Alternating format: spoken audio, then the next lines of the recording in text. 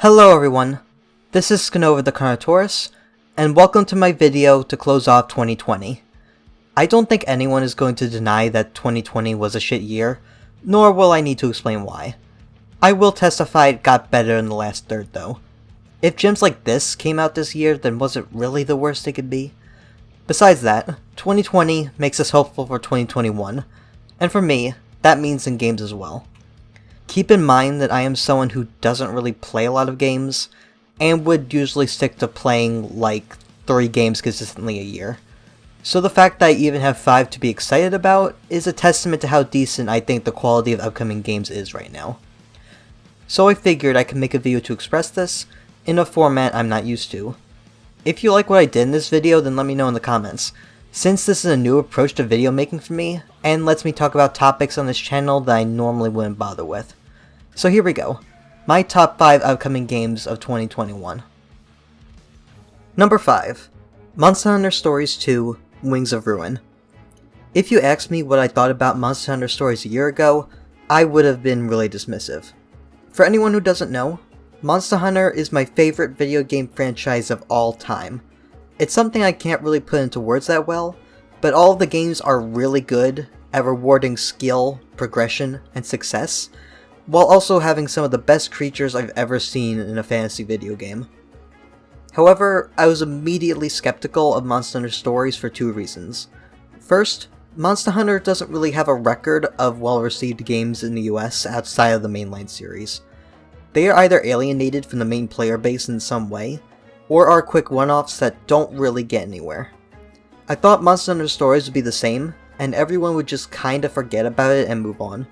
But then this game was announced, which was largely because of the large cult following it had, which made me pay attention. Second, my skepticism looped back from how the core premise changed from hunting the monsters to having them on your team Pokemon style. A large portion as to why I like Monster Hunter is the gameplay. Hunting monsters. It's in the title. So why would I care about them doing a Pokemon style game when I could just play Pokemon? Well, skip forward to 2020, and in my opinion Pokemon stopped being good after Ultra Sun and Moon. All of these factors together made me finally try Stories, and I fell in love immediately. I am usually someone who is not the biggest fan of turn-based combat, but Stories really does it for me because of all the cool mechanics in place. It is also a really fun game to grind, which is a trend in the Monster Hunter games that I'm glad is still the case here. I'm over 100 hours into the game, and I still haven't beat the main story. It gets my highest praises. The first game has really made me hopeful for the second, although it's still only number 5 because at the moment, we don't really know anything outside of it likely being more of the same. This isn't a bad thing by any means, but all the rest of the games on here inherently offer something new. Monster Hunter Stories 2 Wings of Ruin releases on the Switch in the summer of 2021, and I can't wait to play it, although I don't know if I'll even be done by Stories 1 by the time it releases. Number 4. Path to Titans. If you're a regular viewer on this channel, then Path to Titans is nothing new. I made a video on it when it first started to kick off back in late 2019.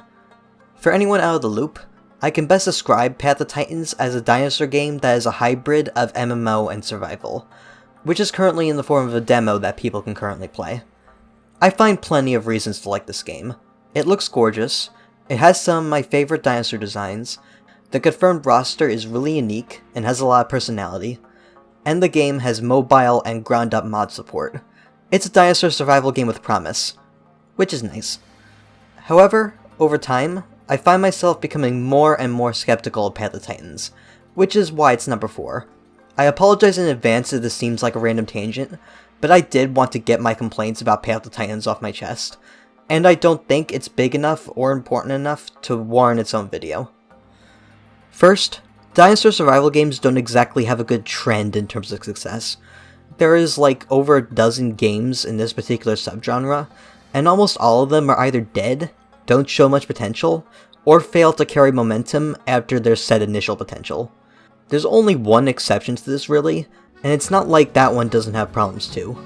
This isn't really the game's fault, obviously, but it makes me wonder if it'll actually get anywhere past release or not.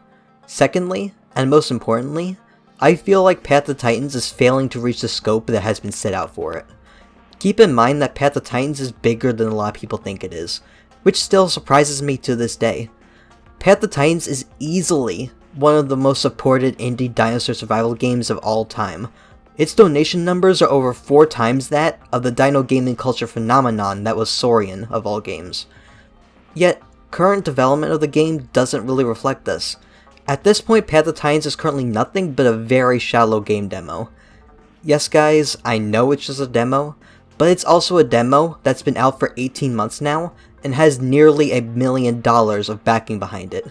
I don't think it's unreasonable at this point for me to be feeling impatient and unsatisfied with what is currently shown. There is also some really weird development decisions that I'm really not a fan of. You got some really cool releases recently, like the Albertoceratops, but then you have the Metriacanthosaurus, which in my opinion is the biggest disappointment to come out of Path of Titans so far. And I don't even need to mention the lumbering semi-aquatic reptile. They also seem to be pretty tolerant of care bearing, but KOSing is a reportable offense, which is really weird. It'd be less weird if we had context as to what the final game is going to be in terms of standard day-to-day gameplay and progression, but we really don't, outside of some vague ideas. We'll see what happens, I guess. They stopped giving release dates after pushback from COVID, but it's safe to say the release will be sometime in 2021. I'm cautious, but I got hope for the game. I don't want to be all negative. Again, there's been some really great additions, like the Albertoceratops, and the game also holds promise with its planned camera mode, so be excited if you want some in-game films or documentaries. The very intense mod support can also make a situation where, even if the game itself comes out as complete trash, it could still be worth playing with all the fixes and additions that mods put out. Ark Survival Evolved was a lot like that. Number 3. Century: Age of Ashes. Only just recently revealed with the Game Awards, fuck The Last of Us 2, Century: Age of Ashes immediately makes itself remarkable for being a dragon dogfighting game. This is a game that I've been asking for ages. The only other game remotely similar was Time of Dragons, which ancient fans of my channel might remember. The game is dead now though, RIP. Unlike Time of Dragons though, this one is looking way better in the quality department, which I can't help but be excited about. Given it was just revealed, we don't know too much outside the initial premise. There will be 3 dragons on early access launch, those being the Marauder, Shieldwing, and Phantom, with these dragons being the typical attack, defense, and stealth archetypes respectively. The thing about this game that will make or break people is the fact that it is free to play, which is easily the part that I'm most concerned about. How they do their free-to-play model will affect the game dramatically. Will it be a good free-to-play game, where you won't feel useless and will be able to progress and enjoy without payment? Or will it be bogged down by pay-to-win mechanics? I tried to do research on the developers to see if there could be insight as to what the free-to-play model could be. Turns out, this is only the second game. Their first game was an obscure mobile title called Instant War. This game doesn't really tell us much of anything about how they could do Age of Ashes, because Century is a PC game, not a mobile game, which sets different expectations, and the fact that Century is promoted really heavily, seeing as it was revealed at the frickin' Game Awards, versus Instant War, where there's only like 5 videos of it on YouTube above 1k views. It seems clear to me that they are taking a different approach with this game, so we really don't have an idea about how they're going to handle it. We'll see. Century: Age of Ashes is having a closed beta in January, with the game set to release on Steam in early access of February 2021. Number 2. What if we could bring back the wondrous creatures extinction left behind? What if you could run your own Prehistoric Kingdom? This frickin' trailer. Not gonna lie, I did not pay much attention to PK prior to this, but now this is immediately one of my most anticipated games. Although, Prehistoric Kingdom in general is probably the most anticipated dinosaur game of recent memory. Animal Park games aren't really anything new, with Jurassic World Evolution and Planet Zoo being recent games that fit this style, but Prehistoric Kingdom is a lot more than just another one of these games. It's a game that has been worked on for over 5 years now, and all of that effort is clearly well placed given how beautiful the game's world and animals look. Not to mention the little detail of, having Nigel frickin' Marvin as the main voice of the game. This fact alone is where a large portion of my hype is, going to be honest, and I may or may not have shed a tear or two from the trailer's music and his voice work. It's incredible. The developers clearly know their audience, and tells me that this game has both the hard work and the soul to succeed. My only concern, which keeps it out of the #1 spot, is because we do not know how they're going to handle the controls. Prehistoric Kingdom is often compared to Planet Zoo, but I really hope this isn't reflected in the control scheme. As much as people praise the freedom and details in Planet Zoo's customization, I feel like it drifted way too far into the complicated side.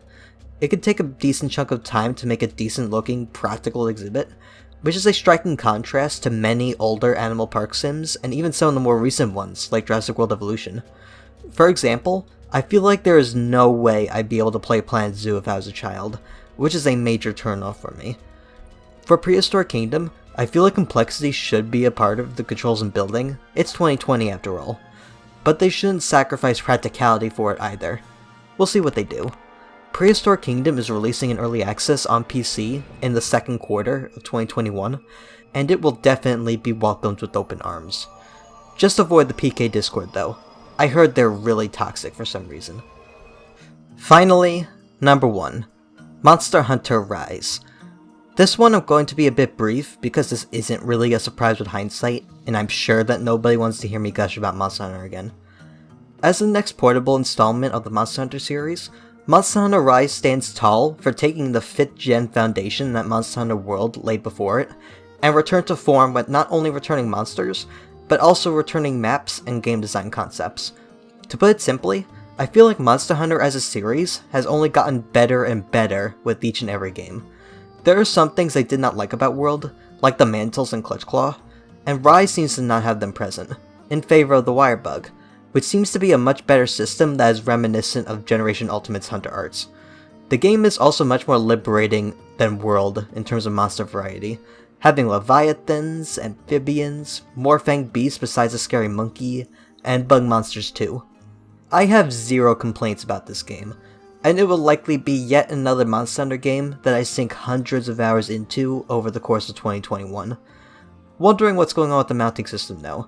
It's very weird how they haven't even mentioned anything about it. Regardless, the game is set to release on the Switch on March 26th, which I realized while writing this script is the only game on this list with a definite release date. Huh. That's a good sign, I guess. And with that, we reached the end of the video. How do you guys feel about the games I'm hyped for? Or what games haven't I mentioned that you guys are excited for in 2021? Let me know. Also, again, let me know how you feel about the videos in this style. I have certain ideas that I can jump onto from here, but I really want to see if you guys even like what I'm doing before I make the attempt. Finally, thank you for 9,000 subs. This came out of nowhere for me, and I couldn't be happier for the support I have. Still have no idea what I'm going to do when I reach 10k though, but we'll see. I hope you all enjoyed, and I'll see you next time. Goodbye everyone.